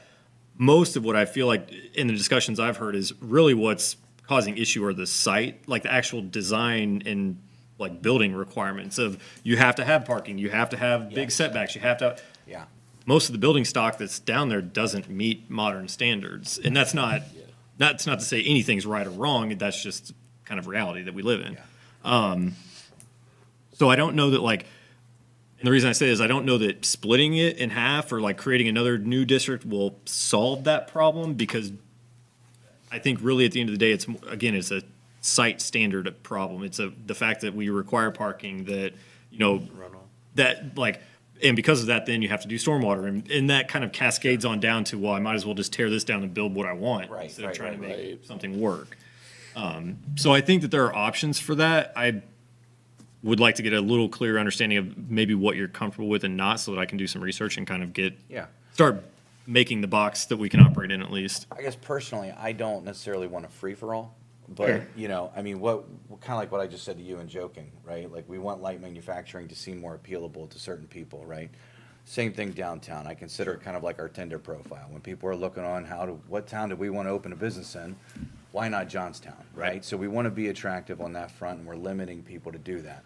From a historical standpoint, that's something I'm very passionate about. I don't want to put someone in a position to feel like they have to mess with the historical aesthetic of a home in order to have a business that could bring foot traffic as well as more money into the city. Yeah. So whether we split it or we just redefine it, I think you know. I want to take a closer look because you're not wrong in that downtown probably could use a different zoning district. The GCC district is very much a typical suburban standard. Like, that's what's applied to Kroger, just like that's what's applied to downtown. Those are two Right. very different, very different environments. And so but I don't want to say that that's the right move because I haven't really had time to dive into it. But I think things like, I know you have a satellite parking requirement now, meaning like you can use parking that's up to 300 feet or something. What if we went to 500 or 600? What does that do in terms of allowing some flexibility? Because what we also have to keep in mind is, in your scenario, if every house on a block converts from a residential use to some sort of commercial use, what does that do for on-street parking around there? Then all of a sudden, are the neighbors upset that they can't park in front of their homes? That could possibly be a situation. So I'm just I just want to do a little more research. Yeah, before, no, that's perfect, and giving direction one way or the other. But I certainly think that obviously it's been done. I'm sure you've all been to other places where there's historic homes that have been converted to restaurants, offices, what have you, and they work just fine. So it's not impossible to do. It's just getting in the right kind of ball field, I guess, before we start recommending any changes. Sure. Okay. And something that I shared with Kyle, and I think I want to understand it better, and it will be helpful for you, Trevor, Yeah. is the flip side of always having more commercial. GCC one's a pretty broad district. So we would then be lowering the bar for commercial to be established and located in that area. If that bar is lowered without some of these just general provisions in place, what kind of impact does that have to the residents that are still left in that? Yeah, and that's a great question. I don't necessarily want to lower, I get what you're saying. I don't know if I want to say that there's not any provisions. Right. I mean, we definitely can set what requirements that we want to assure that everybody in that area would be comfortable. I mean, And the other thing, sorry. no, you're good, I cut you off. The other thing that I would want to unpack is, I think there's maybe a misconception on how hard the requirements are. Yeah. The Airbnb, let me dive into that a little bit while I got Trevor here, but we can certainly explore a little more. So the Airbnb currently isn't prohibited anywhere, but at one time it was permitted in the second story of an area. I don't know if you're looking to move away from that to allow Airbnbs in the GCC one district on the upstairs and the downstairs? Is that something you all are? I would if we could split it. I don't How do want you that. mean by split it? I don't want that to affect the downtown business district, which is I'm calling. You would be in favor of allowing Airbnbs throughout the entire GCC one district? If it's a home, yes. I don't want it inside of like, So council actually has the different view of it. They actually want the Airbnb inside the older structures, the Pratt to 62. They don't want it throughout the rest of town in residential structures. and I don't know if they know exactly all that an Airbnb is. I mean, because not to be a dick by saying no, that, no, but I you're mean, the fine. reality of it is that an Airbnb should be a place that you can go and have a comfortable stay. So. And that would require it to be a home, not necessarily a business that I'm just walking Right. to the front, you know? So this is good. This is illuminating conversation. So let me tell you some Airbnbs that do exist in Johnstown, albeit illegally, that are in residential areas. Yeah. So the Airbnbs that Johnstown seems to be attracting is for workforce. So, my God, Terry's got some pictures and we're still working through this and they're terribly complicated to enforce because you have to have definitive proof. But at one point they had, pretty heavy truck equipment on the street only because the driveway was full of about 6 or 7 cars. And then in the evenings, as those workers would come home, sometimes rambunctious activity would happen outside. It's not a family type of situation. It's more of a work camp. Got to let off some steam, got home from work, 12-hour day. So what we're seeing is not the cool Airbnb where somebody comes and wants to get away for a weekend and visit grandma, and they come in and they stay there, or something like that. What we're seeing is almost workforce housing type of a situation, more often than not. And I think that's the concern that council has with a residential house then being rented out per the room for the obviously the construction that's happening out that way. So, like I said, you guys don't know that those things are happening. Yeah, I get that. And so it's our fault, I guess, for not communicating, but we're still working through the violation pieces. But I can give you 2 or 3 right now that we're working through that the residents in that neighborhood are adamantly opposed to it because of the negative. It's so imposing that they're aware that something's happening there. So, now bed and breakfast, I think that could be an option, but that's a little bit different. Yeah, I mean, we already have that, and Yeah. I guess, yeah, there's definitely gonna be a scenario in every situation where Sure. someone's gonna be a dick, you know, and that doesn't necessarily change my opinion. I definitely think they can be downtown. I don't want them on the downstairs of the I would businesses. I don't wanna take away from business fronts. And again, like I said, Airbnb is not a hill I'm dying on. That was what brought up the whole thought Absolutely. process. So if we want to address that after, you know, the changes that we can make to, I guess, be a little bit more appealing without changing the aesthetic. And again, this is just my opinion. So if someone else has a different, you know, point or wants to go against it, that's fine too. I could be completely wrong. I mean, I can tell you, I've been in some role here in the city through the whole Airbnb kind of era here, which has been interesting. First, we were worried about it being in New Edition down there because the houses were a lower price point. Rental companies were buying them up, you know, right and left because they're from out of state and they thought our prices were hilarious. They knew the workforce element was there. They were wanting to convert garages into a second ADU. So you were gonna have parking on one side of the street, a house being rented out, and a garage being rented out potentially, which would have been a nightmare. Could you imagine that in New Edition? I mean, that would have been a mess. And it was not just 1 or 2 houses, it was several. And just when that neighborhood and some of the other neighborhoods started to trend more towards home ownership, we had them going the right direction. You know, the market kind of dictated that. So we screened that out, and then it was just, well, we screened it out, and then we had an Airbnb that popped up in downtown when it was a non-conforming use. So retroactively, everybody tried to, you know, define it and categorize it instead of just saying, no, you can't do it Yeah. because it's a non-conforming use. Right. They tried to create a mechanism to allow for it. So that happened, and then that's how we got it in the downtown area, but it was allowed in the upstairs. Yeah. Because we didn't want to lose storefronts. Oh, sure, that makes sense. You know, first floor storefronts, we didn't want to lose first floor storefronts to housing because we wanted businesses in them, restaurants, you know, businesses. But in doing that, you have GCC 1, which is housing, and then our downtown, which are 2 very different things. And so you have classic old housing.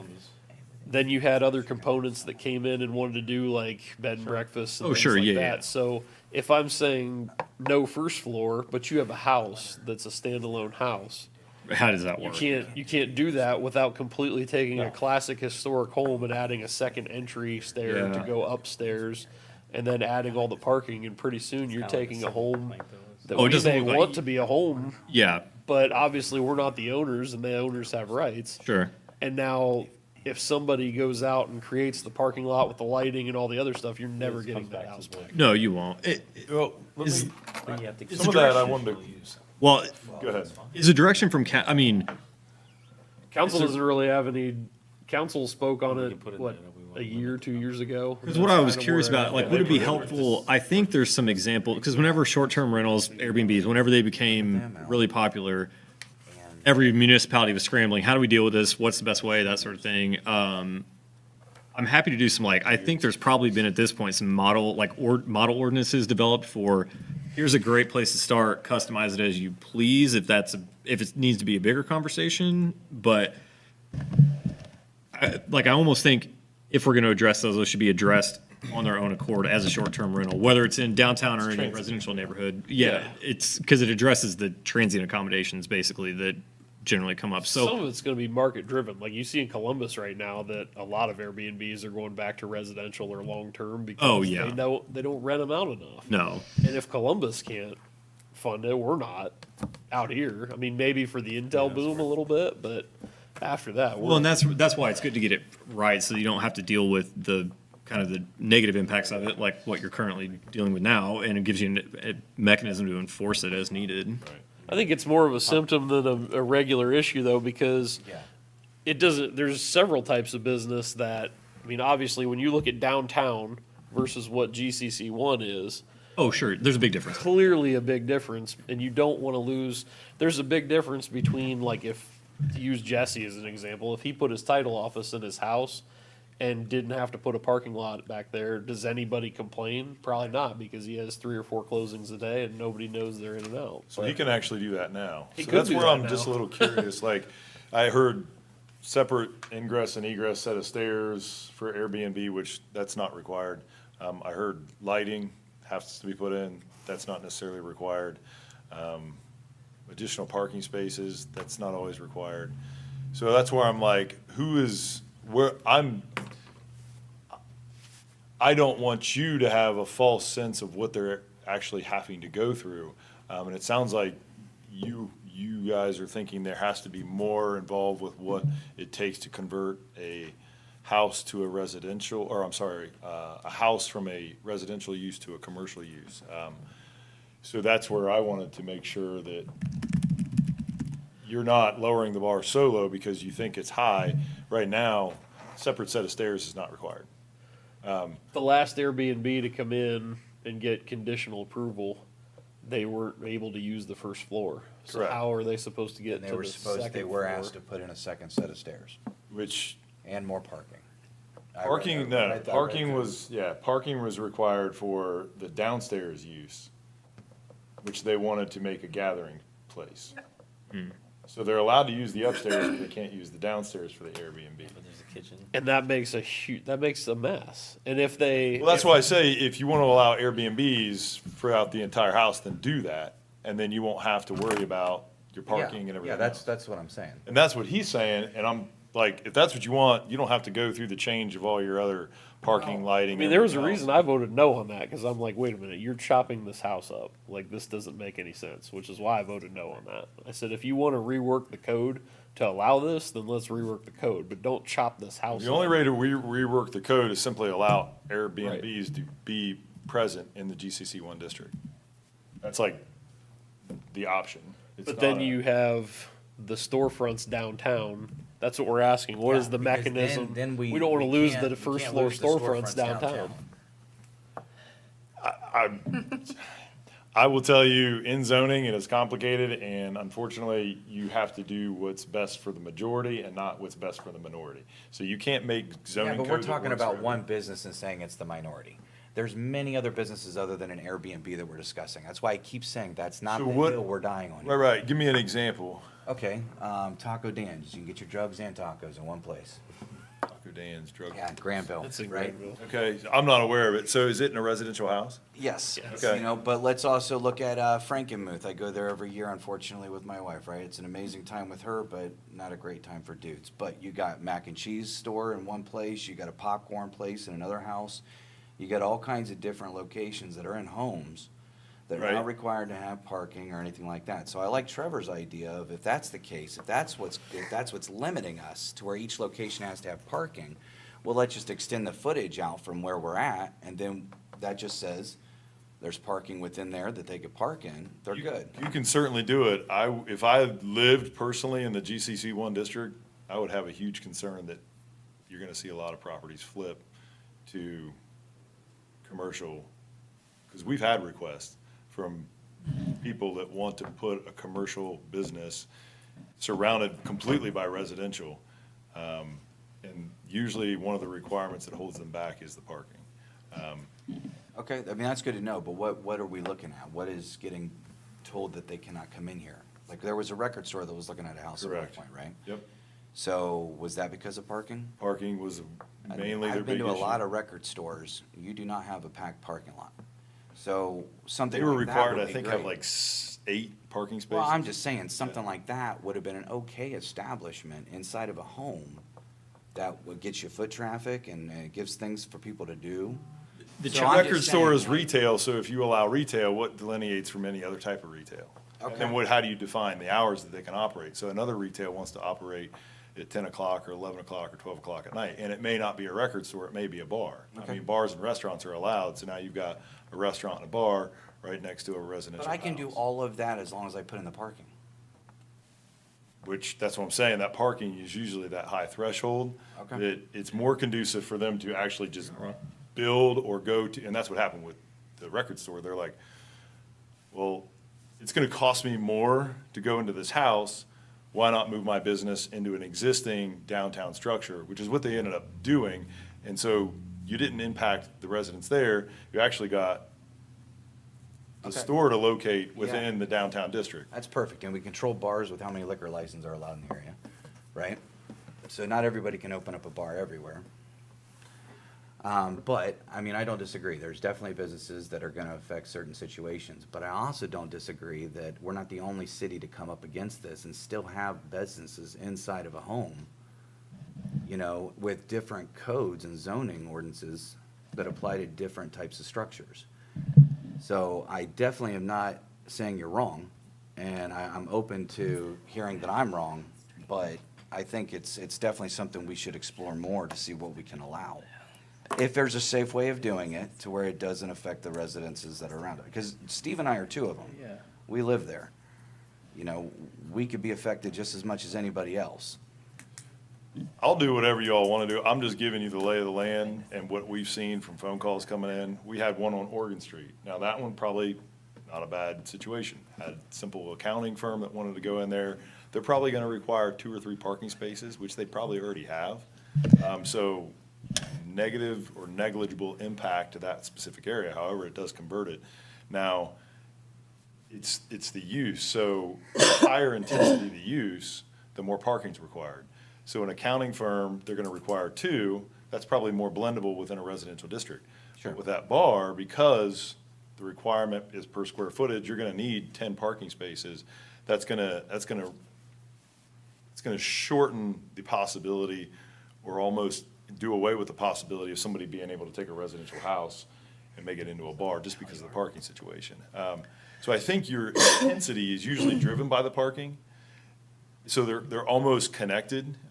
So if you take away the parking restrictions, then that allows the intensity to go up. But if the intensity is small, which I think if you're looking at a residential house and it's in a residential neighborhood, they correlate. So if it's, you only need, like for Jesse, he could probably do what he wants to do. He could probably get a hop and have that in his current house without being a major impact. So that currently is a path and an avenue that they can utilize. But if you take away the parking restriction, now it's not an office, it's a retail store. And it can be a variety of retail. It can be a doctor's office. Sure. Which has in and out patients every day. And then you've also got ingress and egress issues. So if you only have one way to get in, one way to get out, what happens when a car comes in and this guy's trying to get in and this guy's stuck on 37 or 62? Yeah. And he's got to wait for this guy to back all the way up. Oh, you get that in That's Granville. easy, I yeah. mean, you get that in Granville on Main Street when you're pulling into some of their Yeah, businesses. overpass, we could do an overpass. Sure. A multi-story parking garage. think- duh. I think so that we're not kind of discussing in a vacuum, because as I've been sitting here, there's probably 3 different ways from a regulatory standpoint you could go about this. I'd like to do a little research and see maybe what is a better fit for here, because what I'm thinking is like, you could kind of open the door for any use within GCC 1, but it would have to require like less than 5 parking spaces, meaning a office that only requires 2, sure, yeah, put it in the house because you can park on the street, no big deal. But a bar that would require 10, sorry, that's not going to work because that's going to cause too many issues. Another one would be some sort of parking overlay where inside the overlay you have less requirements than outside the overlay. But I don't know what might be the best fit and what's been used the most. So that said, I can come back with a little more knowledge, but I think at this point we're kind of arguing in a vacuum. Yeah, and I don't mean to be argumentative. No, it's all good discussion. It's definitely- just, Yeah, but it's been making me think. So I think that there's probably different ways to go about this. I want to see Well, what other places have done. not And I've seen it in other places. Dublin does it. I mean, Dublin does it in their old part of town. Oh, absolutely, yeah. It helps And they have they're massive. probably a better one to look at because every, They have Well, a and- parking garage. They do. But that parking garage is fairly new, and Old Dublin is For sure. very much not. and So- every other city that I've looked at, like, Dover, New Philly, they do that there, but they don't have Intel. If we could just So clarify. they don't have the businesses that we have. They don't Clarify have the one thing. population. Well, they do have the population, but they don't have the intensive uses that are coming at them. Did you say, go ahead, you were asking. We cannot separate the downtown area from the rest of the homes, right? It's whatever we do to one, do to both. No, we can't. The way the current zoning district is applied, yes, if you make a change to GCC one, it's going to apply anywhere GCC one is applied. If there's desire for it, yes, you could rezone parts or create a new zone or split. So what if we That's started all, there? What if we specified, So if you're going to change the zoning map, then you're going to have to publicly notify everyone and have public hearings to go through that. And if nothing else, it's a lot of questions of why are you doing this and what are you? but the only thing that we're wanting to really regulate, right? That would affect, so we're keeping, and this is just the structures that are all connected as one on both sides of the street. Those don't change. GCC one is applied, that's it. So where it would be affected would be all the freestanding residentials, which you're saying, of course, they need to adhere to that. They currently have to adhere to all GCC one. yes. Right, no, what I mean is, they would have to approve it. I said the wrong word. Like, they would have to say that's okay with the change. I mean, they don't have to approve. No, I mean, the city council can change the zoning on someone's property so long as they go through the appropriate process to do so. The property owner could say no, the city can still do it. I mean, as long as you don't violate your comprehensive plan or endanger the city. I mean, I wouldn't recommend that you do that, Right. but that, you can do We have that. lawsuits that'll result in the taking of the Yes. property. Yes. They're gonna have We're taking. opening up. That's why I would not recommend doing that. But we are opening up their availability to do more. No. Are we taking away anything from them? We're not gonna I guess is the take way I away asked. Am I anything from taking them. We're anything gonna away give them from the more residents options in that area. that are there? If you're in any way, well, I don't think I can answer that with the information. It'd be that- hard to argue a taking if I'm not taking anything from you. Yes. No, So you're, you would allow all the GCC one uses in the downtown area that you would allow in the other areas? GCC one in downtown would see an expansion of uses, correct? we've only been talking about parking so far. We haven't been talking about changing uses. Yeah, I wasn't talking necessarily just about uses. I was talking about just opening up the possibility of things going in there. Right now, you can have an ice cream shop downtown GCC one, that's fine. But if I wanted it in a house, I can't. You can. Okay. You can But I use have to have parking, and I have to have the runoff, and I have to have the lighting, and I have to have all of that. That's I the changed bar the that struct- Sean. That's the only thing I'm getting hung up on, yeah. Right, and so that's the bar that Sean is referring Yes, to. If and that's- you all of a sudden don't have to meet those, then yeah, you're gonna get a lot of stuff probably flipping that, and yeah. potentially other problems that we aren't aware of currently. So Sure. that is, could you do that? Yes, but are you opening yourself up for another set of problems? I 100% think so. Yes. So that's why I think there's different ways to go about this, and whether it is just expanding the radius of shared parking, or it could be very simple, or it could be very complex. Like in a past life, we always joked about, pulling at the ball of yarn, and all of a sudden it just, that's what happens a lot of time when you're dealing with zoning codes, because more and more what I've seen is they're all just a patchwork of crap from the past 60 years, basically. And so, Ours is. yeah, and get so that, it's hard yeah. sometimes to be surgical because you try to make a surgical change and it doesn't work. We can all agree. Yeah, absolutely. And I know, Sean, you're way more versed than I am, so I appreciate your outlook on it. And I'm not saying you're wrong by any means. If we come down to this and we look into it and we realize that, nope, we need to keep it where we're at to make sure the bar is where it's at, then that's fine. Yeah. But I think it needs to be Yeah. discussed. Well, I think this path was explored previously whenever they were redoing the zoning code at one point. And from what I've seen, the old zoning map had this concept of taking from one and doing another. And the wording that was in there was less, maybe we reverse that. The new zoning areas that were created in the residential structures was more restrictive than what was allowed in the GCC one. So to Ryan's point, you can do it, but there's probably a compensatory piece that the city has to then give the property owner, because you're taking an entitlement and a right away by changing the zoning district. Potentially. Now, if you're just modifying what they can and can't do within the same district, a little different. Yeah. But if you are entirely changing the zoning district, that's considered something very different. Generally, yeah. And so, and if you're reducing the ability, it would be considered probably a taking of sort, and there may be a compensation situation that would Well, exist. yeah, I don't with want that, I'm not saying that, but. I want compensated. Steve wants Steve wants compensated. compensated. And that was I think, the legal challenge that they ran into whenever they went about this, I think, a couple of years ago, 2020, 2022, something like that. And then from my understanding, that's why it died on the vine. We didn't run into a legal challenge, it just got voted down. I don't know, I wasn't there. I've heard from members that it Legal was weighed in on it. legal, but we can certainly, I'll kick it over to legal and have them look at it if you want. Well, I'll ask I counsel. feel like they already did. But if we can't, and I guess this does come down, if we can split, that's the only way that I see this working. If we can't, then we can't. Yeah, and that's part of my concern is that it is possible to do, as we've seen, there's districts like that around. My concern is that by trying to do that, we're going to unearth, like, we're gonna open the can of worms too much and have to just, I like the string one. I like the string, that's Let's good, do it's that good one. theory, yeah.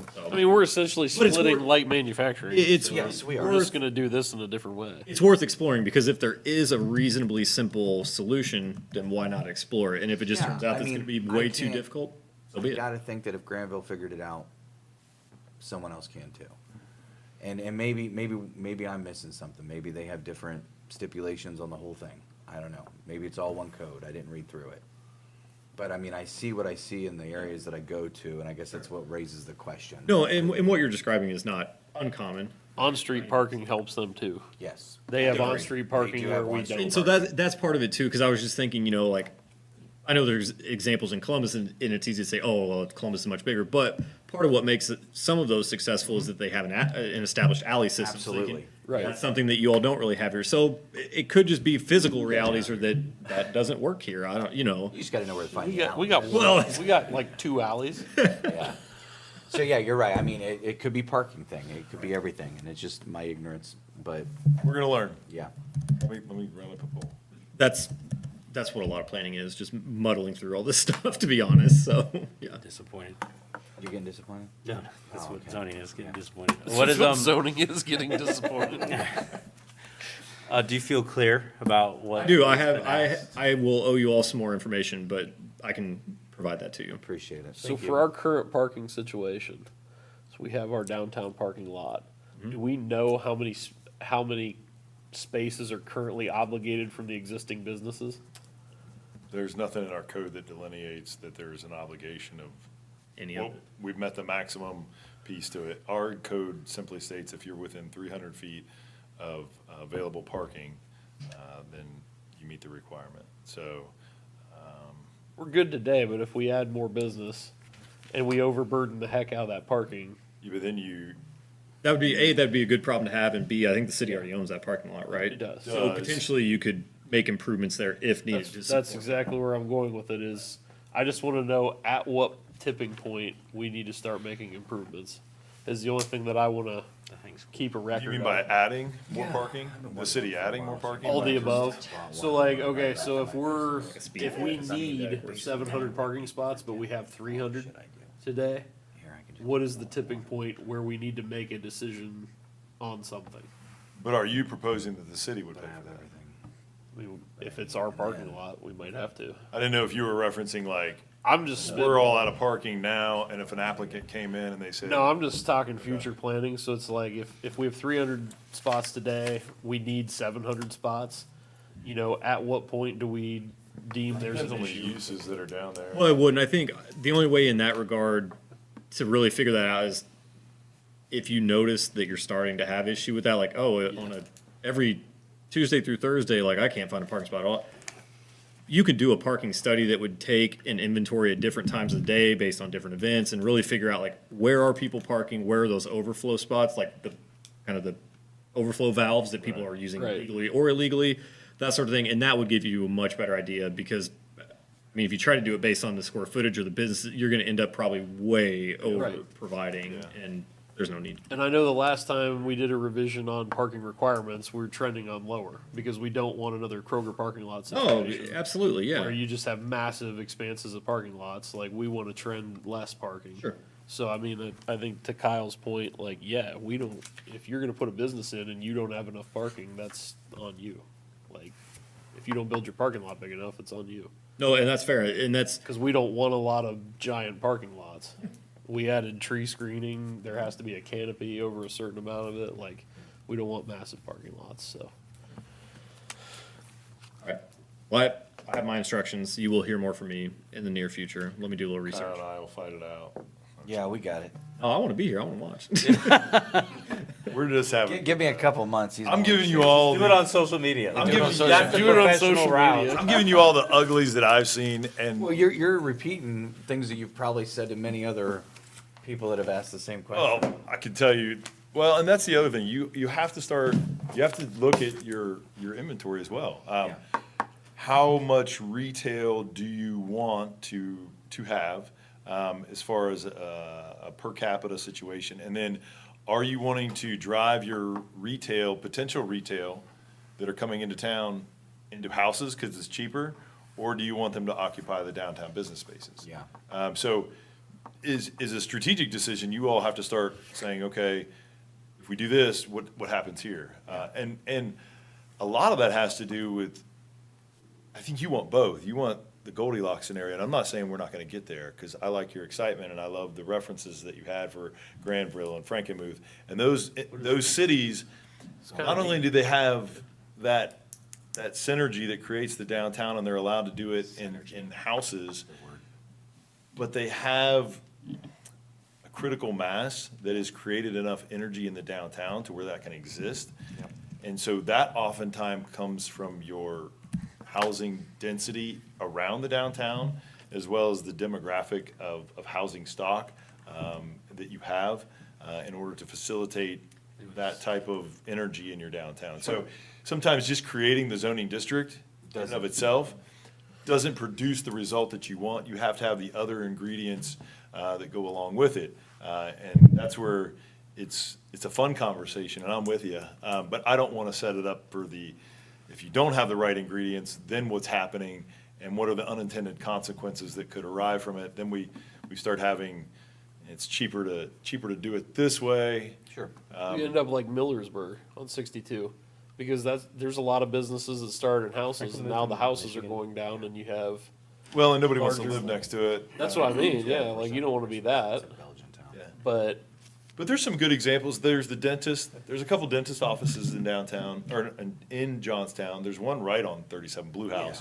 And that one's probably the best example of one that had to meet some of the provisions, but blends really well.